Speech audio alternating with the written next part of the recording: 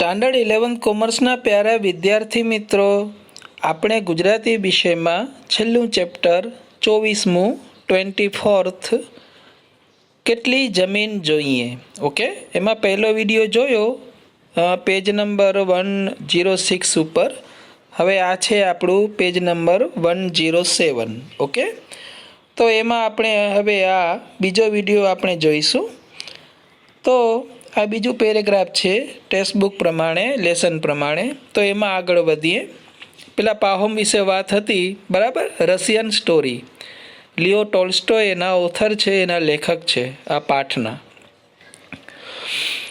ત્યાં તો એક દિવસ પાહોમને કાને વાત પહોંચી, વોલ્ગા નદીના કિનારે એવી ફળદ્રુપ જમીન છે કે જેમાં ઓછી મહેનતે ને ઓછા ખાતરે બહુ સારો પાક થાય છે.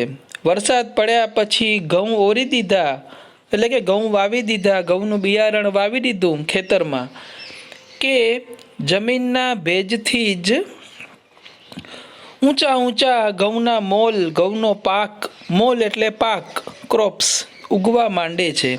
વળી એ જમીનની કિંમત તો નહીં જેવી છે. નહીં જેવી એટલે એકદમ મામૂલી, એકદમ ઓછી કિંમતે તમને એ જમીન મળી જાય વોલ્ગા નદીના કિનારે.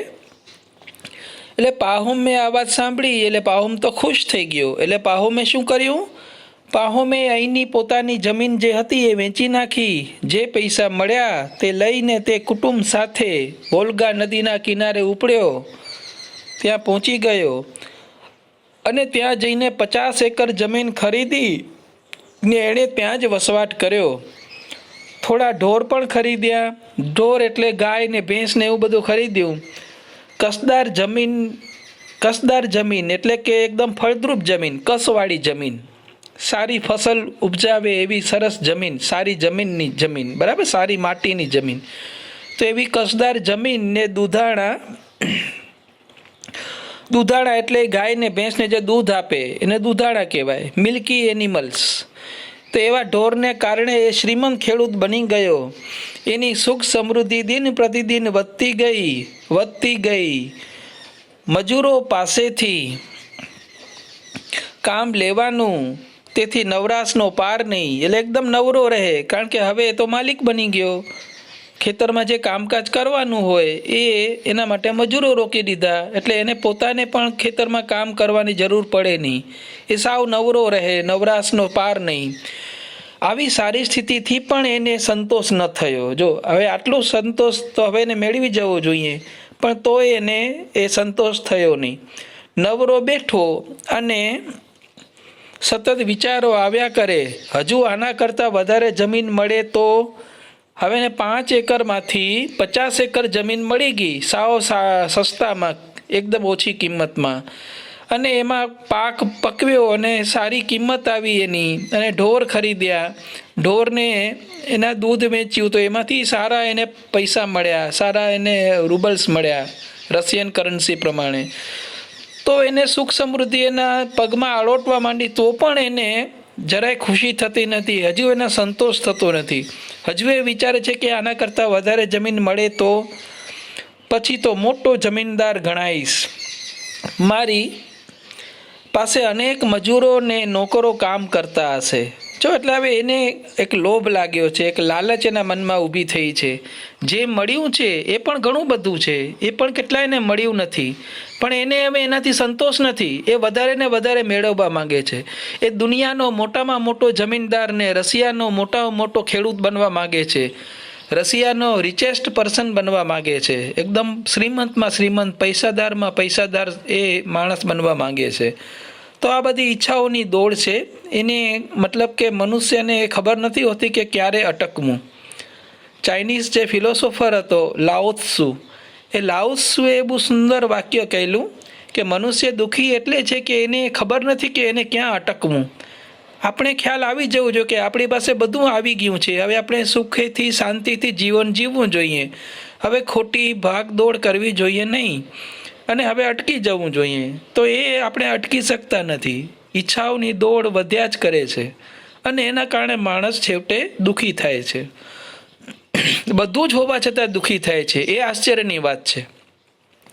કશું તમારી પાસે ન હોય, તમે ભિખારી જેવા હો અને દુઃખી હો તો વાત જુદી છે કે કશુંક મેળવવા તમે માંગો. પણ તમારી પાસે બધું જ હોય, સુખ સમૃદ્ધિ હોય ને તેમ છતાંય તમે વધારે હાય વોય કર્યા કરો તો એનો મતલબ એવો થયો કે તમને જીવન જીવતા આવડતું નથી. How to live, that is art. હા, કઈ રીતે જીવવું એક કલા છે. એ કલા દરેક વ્યક્તિના સ્વભાવમાં નથી હોતી.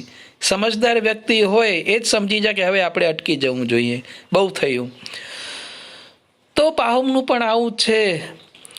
જમીનદાર થવાની લાયમાં ને લાયમાં, એટલે એની લાલચમાં ને લાલચમાં, એની હાયદોસમાં એના આનંદ ને ઊંઘ હરામ થઈ ગયા. સાચું સુખ સંતોષમાં છે, સેટિસ્ફેક્શનમાં સાચું સુખ છે. એ વાત એ પાહુમ ભૂલી ગયો. એકવાર એક મુસાફર એને ત્યાં પાણી પીવા આવ્યો. એની સાથે થોડી વાતચીત થઈ. તેના દ્વારા જાણવા મળ્યું પાહુમને કે અહીંથી 250 કિલોમીટર દૂર, એટલે કે આ વોલ્ગા નદીના કિનારેથી 250 કિલોમીટર દૂર એક વિશાળ સ્ટેપીઝ પ્રદેશ છે. ત્યાં બશ્કીર લોકો રહે છે, 250 કિલોમીટર્સ દૂર. અને એ લોકો, બશ્કીર લોકો સ્વભાવે બહુ જ સરળ છે. એમની પાસે એટલી બધી જમીન છે કે તમે એમને નાની અમથી ભેટ આપો તો પણ એ ખુશ થઈને તેઓ પાણીના મૂલે, એટલે એકદમ ઓછી કિંમતે એની જમીન વેચી દે છે. એ મુસાફર ત્યાં વસવાટ કરવા જતો હતો. એ જે પાણી પીવા આવ્યો હતો એ મુસાફર ત્યાં જઈ રહ્યો હતો. તો પાહુમ સાથે વાતચીત થઈ. તો પાહુમને મનમાં વિચાર આવ્યો, હું પણ ત્યાં શા માટે ન જાઉં? ત્યાં 50 એકર જમીન મારા માટે પૂરતી ન ગણાય. 500 એકર જમીન તો ત્યાં સહેલાઈથી મેળવી શકીશ. જોયું, હવે 5 એકરમાંથી 50 એકર ને 50 એકરમાંથી 500 એકર ઉપર એ આવી ગયો. પાહુમે પત્નીને વાત કરી, જો સાંભળ, હું વોલ્ગા નદીની દક્ષિણે 201 કિલોમીટર દૂર હોડી દ્વારા જવાનો છું. ત્યાંથી 50 કિલોમીટરના અંતરે સ્ટેપીઝ પ્રદેશ છે. ત્યાં રહેતા બશ્કીર લોકો મફતના ભાવે જમીન આપે છે. હું તપાસ કરી આવું, તું ઘરની સંભાળ રાખજે. આમ એણે પત્નીને કહ્યું. અને પછી એ અને એનો સાથે નોકર હતો એને લઈને એ ત્યાં પેલો સ્ટેપીઝ પ્રદેશ તરફ જવા નીકળી પડ્યો. પાહુમે 1000 રૂબલ લઈ ને તેના નોકર સાથે નીકળી પડ્યો. હોડીમાં લાંબો પ્રવાસ કરીને નદી કાંઠે આવેલા શહેરમાં બંને પહોંચ્યા. પેલા મુસાફરે સૂચવ્યા પ્રમાણે ત્યાં ભેટ આપવા માટે મનગમતી વસ્તુઓ ખરીદી અને ત્યારબાદ એક દિવસ સતત ચાલ્યા પછી બંને ત્યાં સ્ટેપીઝ પ્રદેશમાં પહોંચી ગયા. આ પ્રદેશમાં બશ્કીર લોકો નદી કિનારે તંબુ બાંધીને રહેતા હતા.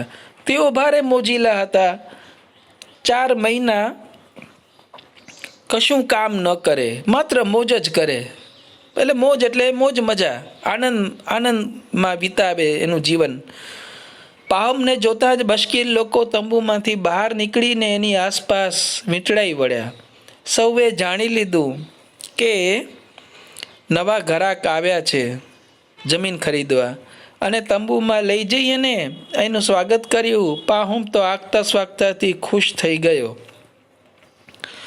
થોડી વારમાં જ્યારે એમનો નાયક, એટલે બશ્કીર લોકોનો જે લીડર હતો, એનો નાયક એ આવ્યો, એનો મુખી, ત્યારે નાયક તરીકે એનો પરિચય આપવામાં આવ્યો. પાહુમે અભિવાદન કર્યું, એનું સ્વાગત કર્યું, હાવાર્યું ને એવું બધું પૂછ્યું.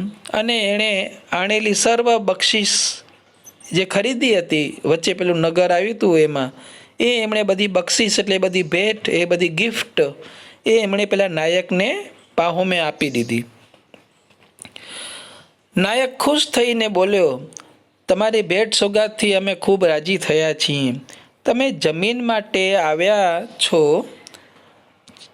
છો ને?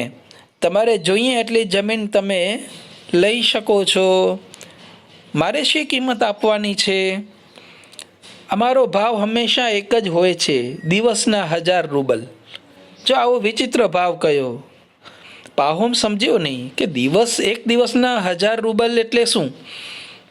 એ કઈ રીતની ગણતરી કહેવાય જમીનની? પાહોમ સમજ્યો નહીં. એણે પૂછ્યું, દિવસના 1000 રૂબલ? જમીનનું આવું માપ વળી કેવું? એમાં મને કેટલા એકર જમીન મળશે? કારણ કે નહીં તો આપણે જેટલા એકર જમીન ખરીદીએ એ એકર પ્રમાણે આપણે ભાવ ચૂકવવો પડે, પૈસા આપવા પડે, બરાબર, રૂબલ આપવા પડે. પણ આમાં તો એક દિવસના 1000 રૂબલ, એટલે કે એક દિવસના 1000 રૂબલ એટલે એ વળી કઈ ગણતરીથી તમે જમીન આપો છો, જમીન વેચો છો?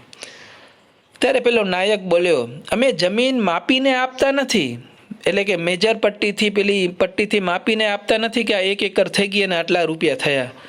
ચારે બાજુ ફરતા ફરતા પગે ચાલીને એક દિવસમાં તમે જેટલી જમીન કવર કરી લ્યો, આવરી શકો, તેટલી બધી એ જમીન તમારી માલિકીની ગણાય. જો આવું એ વિચિત્ર માપ હતું કે તમે એક દિવસમાં જેટલું પણ ચાલો અને મતલબ સૂર્યોદય થાય, સવારે સૂર્યનો ઉદય થાય પૂર્વ દિશામાં, સૂર્ય ઉગે ત્યારથી તમે ચાલવાનું શરૂ કરો, ત્યારથી સૂર્ય આથમે સાંજે, એ પહેલાં તમે ફરી પાછા એ જગ્યાએ જ્યાંથી તમે શરૂઆત કરી હોય નીકળવાની, ચાલવાની સવારે, ત્યાં ફરી પાછા સાંજે તમે સૂર્ય આથમે એ પહેલાં, સૂર્ય અસ્ત પામે એ પહેલાં પહોંચી જાઓ. તો એટલી બધી જ જમીન જેટલી તમે આખો દિવસ દરમિયાન ચાલી હોય કે દોડીને તમે કવર કરી હોય, તો એ બધી જ જમીન તમારી થઈ જાય. 1000 રૂબલમાં તમે એ આખી બધી જમીનના માલિક બની જાઓ.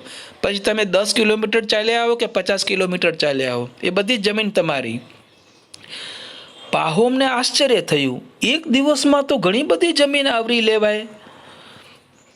નાયક હસ્યો, હા ખરી વાત છે, એ બધી જમીન તમારી, પણ એક શરત છે, જે સ્થળેથી તમે ચાલવા માંડો તે જ સ્થળે સાંજે પાછા પહોંચી જવું જોઈએ. જોયું, સાંજે સૂર્ય આથમે એ પહેલાં પહોંચી જવાનું. એટલે આ કન્ડિશન કઈ, આ શરત કઈ પેલા નાયકે આ પાહોમને, આ શરતનું પાલન ન થાય તો તમારા રૂબલ જાય. એટલે પછી જો તમે સૂર્ય આથમે એ પહેલાં તમે જ્યાંથી નીકળ્યા હો સવારે ત્યાં પાછા પહોંચી ન શકો તો તમે મતલબ કે જમીન શરત હારી ગયા, એટલે 1000 રૂબલ પછી અમે તમને પાછા ન આપીએ, તમારે ફરીથી બીજા દિવસે બીજા 1000 રૂબલ આપવા પડે અને એ જમીન તમને મળે નહીં.